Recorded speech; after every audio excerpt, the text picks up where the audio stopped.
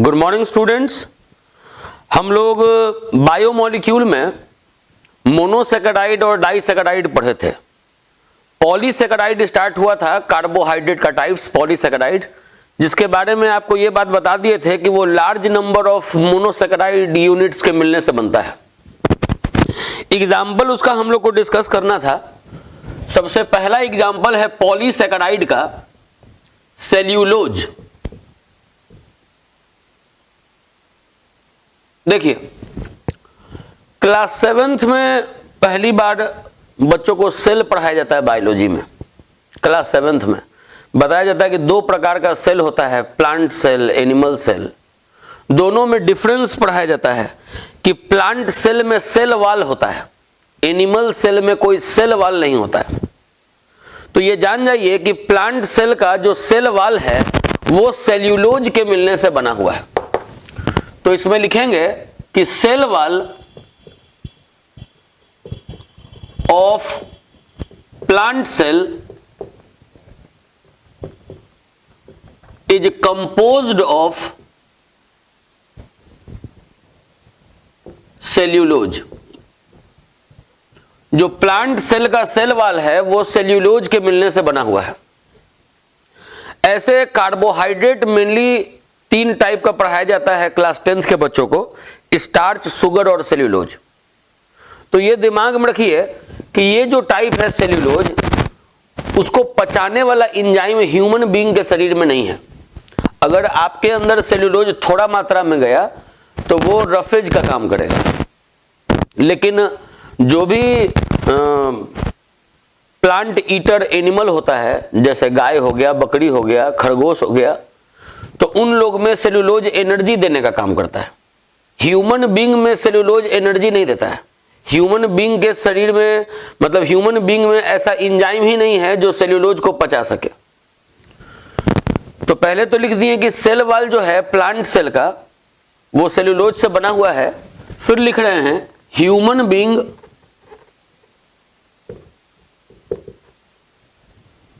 Do not have enzyme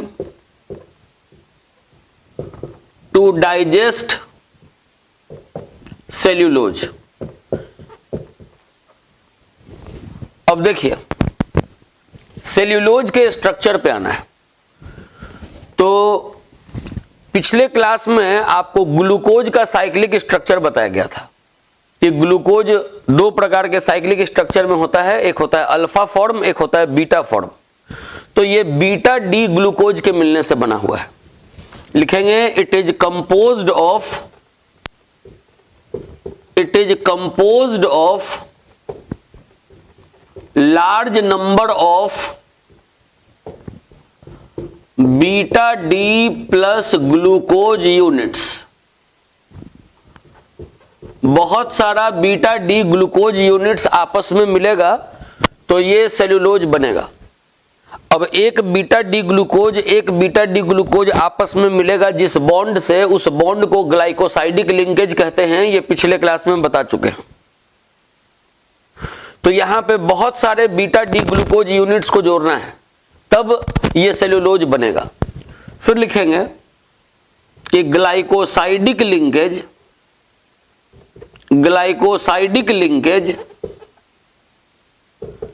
is formed between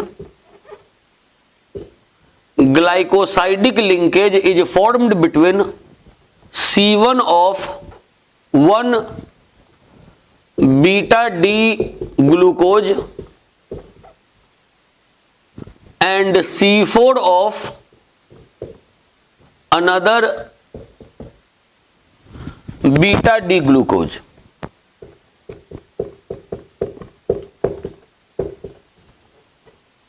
बोले कि जो ग्लाइकोसाइडिक लिंकेज है वो किसके किसके बीच में बनेगा, तो एक के पहले कार्बन और एक के चौथे कार्बन के बीच में। जैसे देखिए, ग्लूकोज का अगर स्ट्रक्चर बनाना है तो पहले ये पाइरान वाला फॉर्मेट बनाना होगा, जिसमें ये 5 कार्बन का रिंग और एक ऑक्सीजन का रिंग, 5 कार्बन और एक ऑक्सीजन के मिलने से बना रिंग है। पहले कार्बन पे अगर आप OH लिखते हैं तो ये हो जाता है अल्फा फॉर्म वाला, लेकिन यहां पर ये बीटा डी ग्लूकोज है तो यहां लिखना है OH H, ये बीटा डी ग्लूकोज बन रहा है। यहां HOH OHH HOH HCH2OH, ये एक बीटा डी ग्लूकोज बना दिया, जिसमें ये पहला कार्बन है और ये चौथा कार्बन है। अब ऐसा ऐसा बहुत सारे बीटा डी ग्लूकोज को मिलाना है, तो इसके बगल में फिर बीटा डी ग्लूकोज बना रहे हैं। बीटा डी ग्लूकोज बहुत सारा मिलेगा तो सेल्यूलोज बनेगा। तो ऐसा ऐसा बहुत सारा बीटा डी ग्लूकोज हम लोगों को बनाना है। ये भी देखिए बीटा डी ग्लूकोज हो गया। फिर इसके बगल में बीटा डी ग्लूकोज बनाने जा रहे हैं।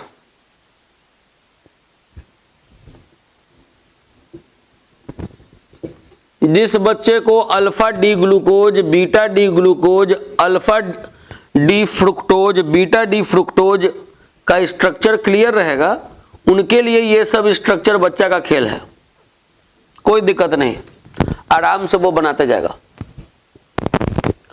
तो कुछ पहले ऐसे बना लिए बीटा डी ग्लूकोज, ये पहला कार्बन, ये चौथा कार्बन, ये पहला कार्बन, ये चौथा कार्बन। ये दिमाग में रखना है कि ये दोनों आपस में मिलेगा पहले और चौथे कार्बन से। ये पहला कार्बन और चौथा कार्बन के बीच में ग्लाइकोसाइडिक लिंकेज बनेगा। मतलब होगा क्या कि ये OH और ये OH कंबाइन करेगा तो वाटर रिलीज हो जाएगा। तो H2O अगर रिलीज कर दे तो केवल एक ऑक्सीजन बचेगा। तो यहां से ये OH हटा दे रहे हैं और यहां से ये OH हटा दे रहे हैं, और अब इन दोनों को जोड़ दे रहे हैं एक O से। तो ये हो गया एक बीटा डी ग्लूकोज, दूसरा बीटा डी ग्लूकोज जुड़ गया। फिर यहां देखिए OH है और ये OH है, तो OH OH वाटर बन के अलग हो जाएगा, एक ऑक्सीजन बच जाएगा। तो यही उस ऑक्सीजन से ऐसे जुड़ गया। तो ये हो गया कि beta D glucose glycosidic linkage से जुड़ रहा है, और ये ग्लाइकोसाइडिक लिंकेज बन किसके किसके बीच में रहा है, तो एक का पहला कार्बन और एक का चौथा कार्बन में। अब ये तो बहुत सारा लंबा दिखाना है, तो लंबा दिखाने का ये तरीका है कि जो शुरुआती वाला है उसमें ऐसे ऑक्सीजन दिखाइए और इस तरीके से दिखा दीजिए। इसका मतलब है कि ऐसे चलते जा रहा है।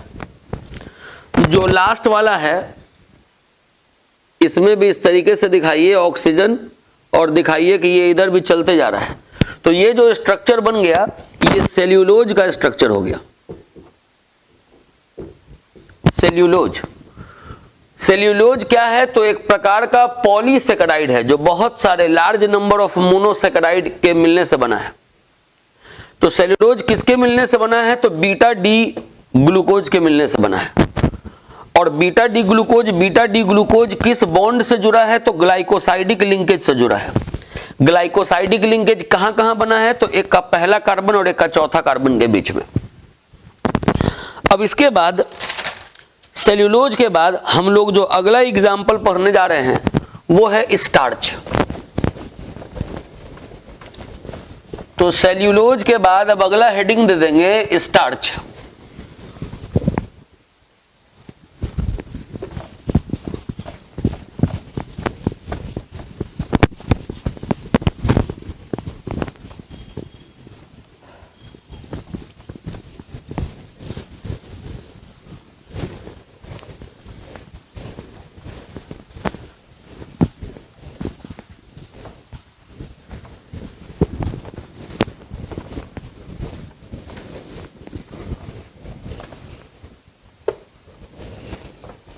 अब कॉपी पे अगला हेडिंग दे देना है स्टार्च। देखिए स्टार्च में सबसे पहले जान जाइए कि स्टार्च का दो कंपोनेंट होता है। लिखेंगे it has two components. It has two components.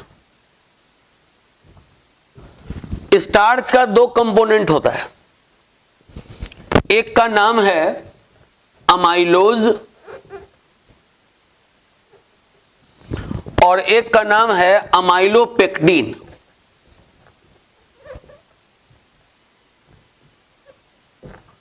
कभी भी अगर स्टार्च अगर आ गया गलती से एग्जाम में, तो आपको अमाइलोज का भी स्ट्रक्चर दिखाना होगा, अमाइलोपेक्टिन का भी स्ट्रक्चर दिखाना होगा, क्योंकि ये दोनों के मिलने से बना है। ये जानेंगे कि 15 to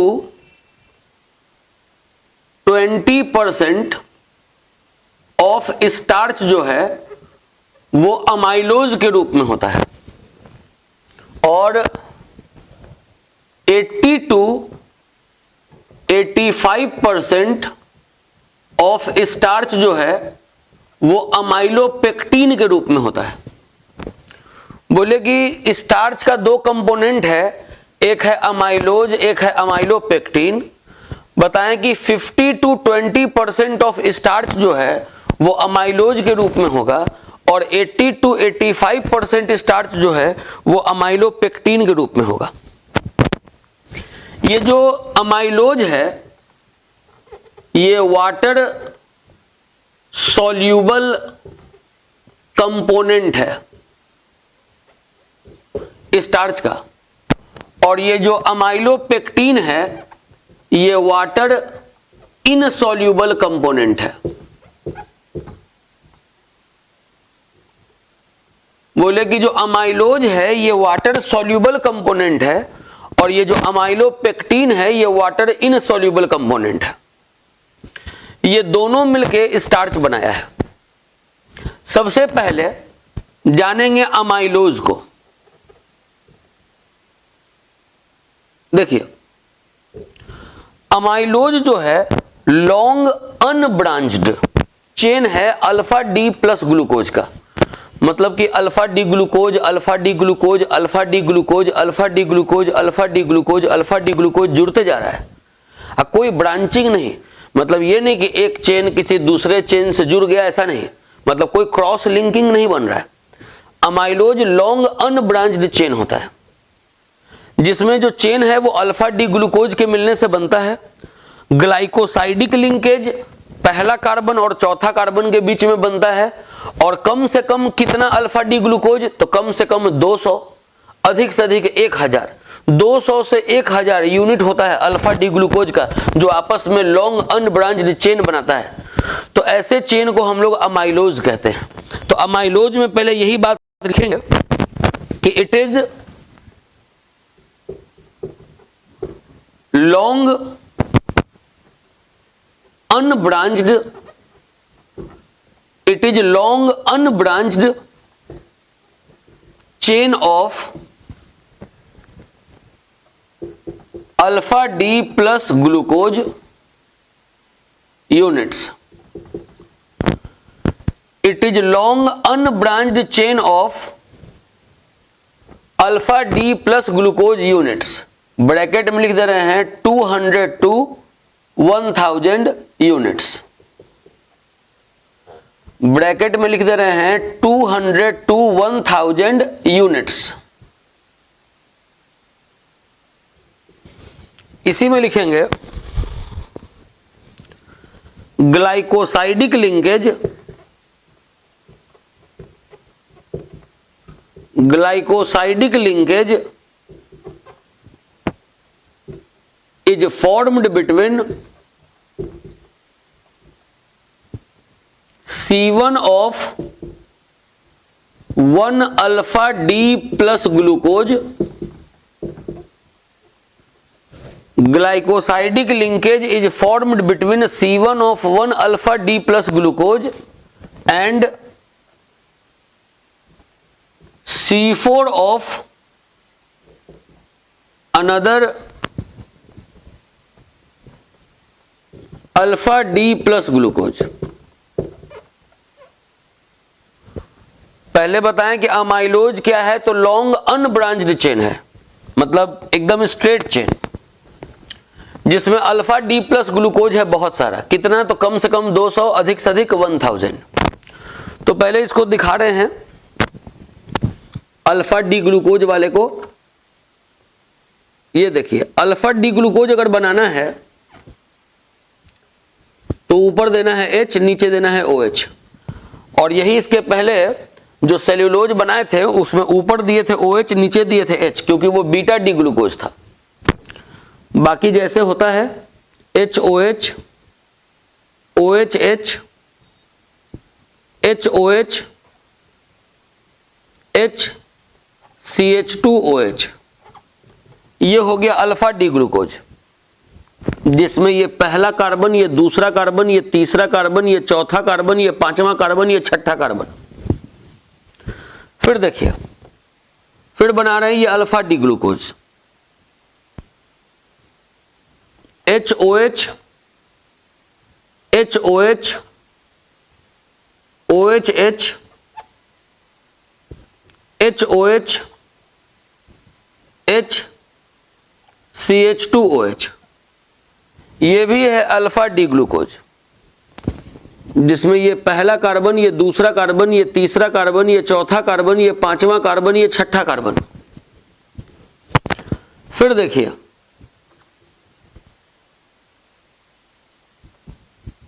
ये है HOH, HOH, OHH, HOH,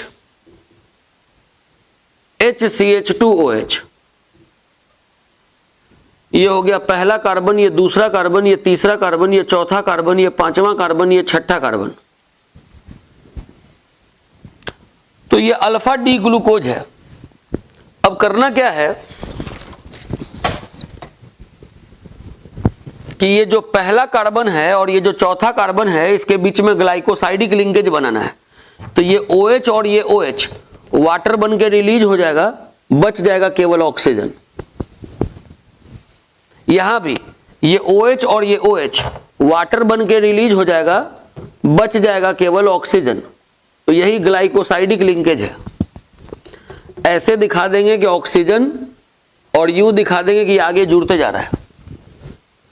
यहां भी ऐसे दिखा देंगे, ऐसे ऑक्सीजन, और आगे यूं दिखा देंगे कि ये आपस में जुड़ते जा रहा है। तो ये जो स्ट्रक्चर है, ये अमाइलोज का स्ट्रक्चर है। ये अमाइलोज है, जिसमें बहुत सारा अल्फा डी ग्लूकोज आपस में जुड़ के लॉन्ग अनब्रांच्ड चेन बना रहा है। कम से कम कितना? तो 200, अधिक से अधिक कितना? तो 1000। और ये जो अमाइलोज है वो स्टार्च का 15 से 20% पार्ट को कवर करता है, और ये वाटर सॉल्यूबल कंपोनेंट है। अब जो दूसरा बच गया, अमाइलोपेक्टिन। अब इसमें जो दूसरा बच गया अमाइलोपेक्टिन,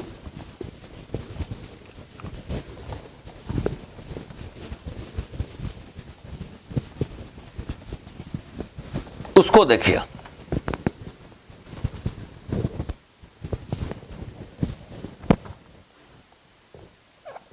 अमाइलोपेक्टिन जो है, पहले इसके बारे में बता दें कि जैसे अमाइलोज में बताएं कि ये लॉन्ग अनब्रांच्ड चेन है, ये ब्रांच्ड चेन पॉलीमर है। ब्रांच्ड चेन मतलब इसमें दो चेन आपस में जुड़ जाएगा, क्रॉस लिंकिंग बना लेगा। कैसे, वो समझिए। देखिए, थोड़ा सावधानी से बनाना होता है। जैसे ये अल्फा डी ग्लूकोज भी बना रहे हैं,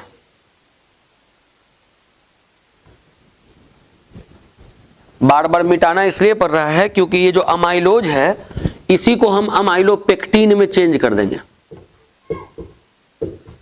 फ्रेश बनाते हैं ना तो मिटाना नहीं पड़ता, इसी को अमाइलोपेक्टिन में चेंज कर देंगे। होगा क्या, अभी एक जैसा ये बना हुआ है वैसा ही बनाएंगे। C1 C4 C1 C4 C1 C4 का लॉन्ग चेन।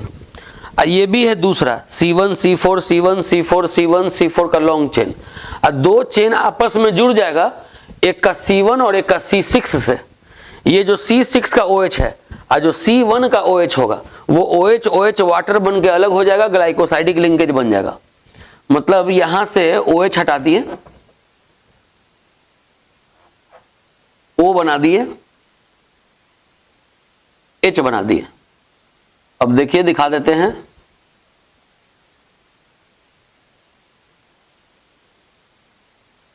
देखिए ये जो पहला कार्बन पे HOH है, ये जो छठा कार्बन पे ये जो OH था, ये OH और इसका OH वाटर बन के रिलीज हो गया। बात फिर से सुनिए कि ये जो पहला कार्बन है, पहला कार्बन, इसका जो OH था, ये जो छठा कार्बन का OH था, OH वाटर बन के रिलीज हो गया, केवल ये ग्लाइकोसाइडिक लिंकेज बन गया। अब है ये HOH OHH, ये चौथा कार्बन से तो चेन बना हुआ है,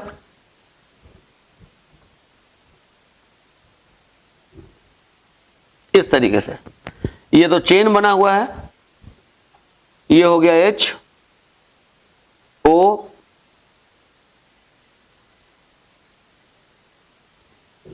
HOH OHH HOH HCH2OH। शुरुआत में आपको थोड़ा दिक्कत होगा बनाने में, हम लोग तो यूज टू हैं, हम लोग को दिक्कत नहीं होता है। आप लोग नया नया बनाइएगा, थोड़ा दिक्कत होगा, थोड़ा, ज्यादा नहीं, क्योंकि कॉन्सेप्ट आसान है इसका। पहला कार्बन का HOH, चौथा कार्बन का HOH, आपस में ग्लाइकोसाइडिक लिंकेज। पहला कार्बन का HOH, चौथा कार्बन का HOH, आपस में ग्लाइकोसाइडिक लिंकेज। तो ये इस तरीके से चलते जा रहा है, ये इस तरीके से चलते जा रहा है। तो ये दिमाग में रखेंगे कि ये ब्रांच्ड चेन पॉलीमर है। ये देखिए ब्रांच्ड चेन पॉलीमर है, दोनों आपस में जुड़ गया है। जिसमें जो चेन बना है वो C1C4 C1C4 C1C4 से, और जो ब्रांचिंग हुआ है वो C1C6 से हुआ है। ये अमाइलोपेक्टिन है। अब इसी को वर्ड में हम लिखने जा रहे हैं। अमाइलोपेक्टिन के बारे में लिख रहे हैं, it is long branched chain polymer, it is long branched chain polymer of alpha D plus glucose units in which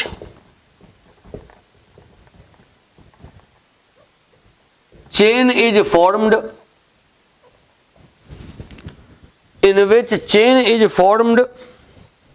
by C1C4 glycosidic linkage, in which chain is formed by C1C4 glycosidic linkage while branching occurs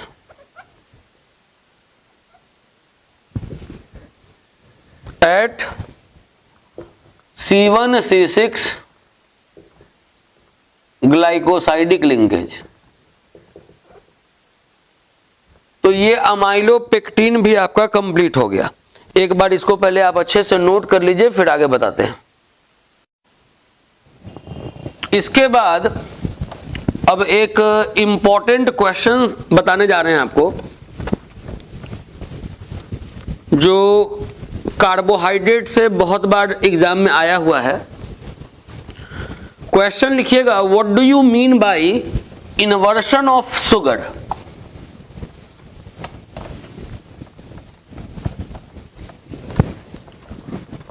question है कि what do you mean by inversion of sugar.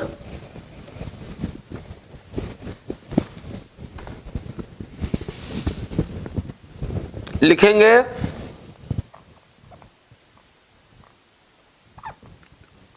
what do you mean by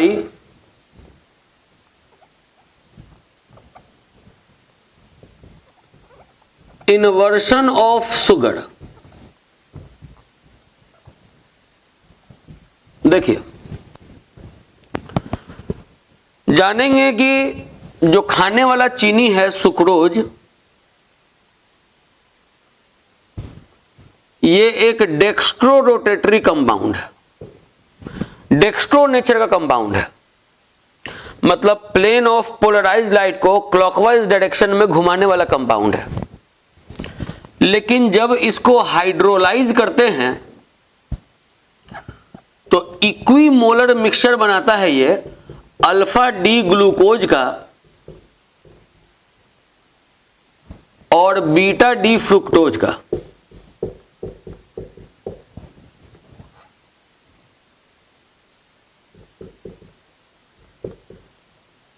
बात फिर से सुने, बोले कि sucrose जो है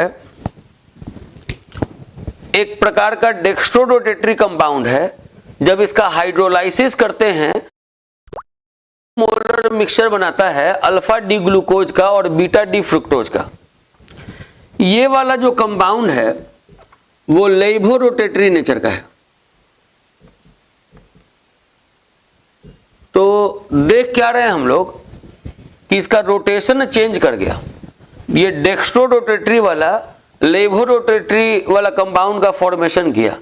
तो इसी प्रोसेस को बोलते हैं हम लोग इन्वर्शन ऑफ शुगर। अब इसको वर्ड में लिखेंगे कि sucrose is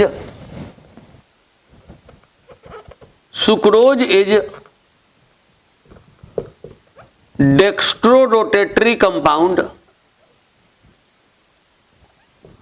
sucrose is dextrorotatory compound which on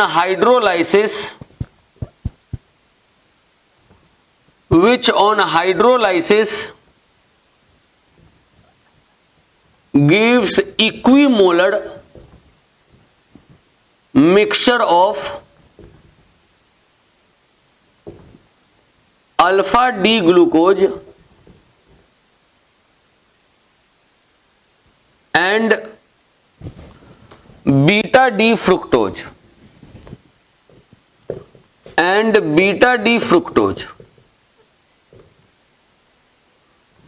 बोले कि सुक्रोज डेक्स्ट्रोरोटेटरी कंपाउंड है जिसका जब हाइड्रोलाइसिस करें तो इक्विमोलर मिक्सचर बनेगा अल्फा डी ग्लूकोज का और बीटा डी फ्रुक्टोज का, विच इज अ लेवोरोटेटरी कंपाउंड, जो कि एक लेवोरोटेटरी कंपाउंड है। तो this change in optical rotation,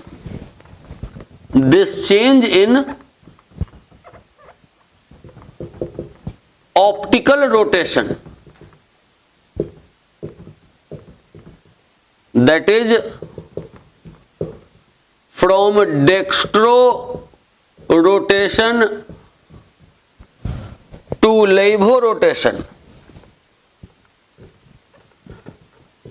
This change in optical rotation, that is dextro rotation to levo rotation, is called inversion of sugar. इसी को इन्वर्शन ऑफ शुगर हम लोग कहते हैं।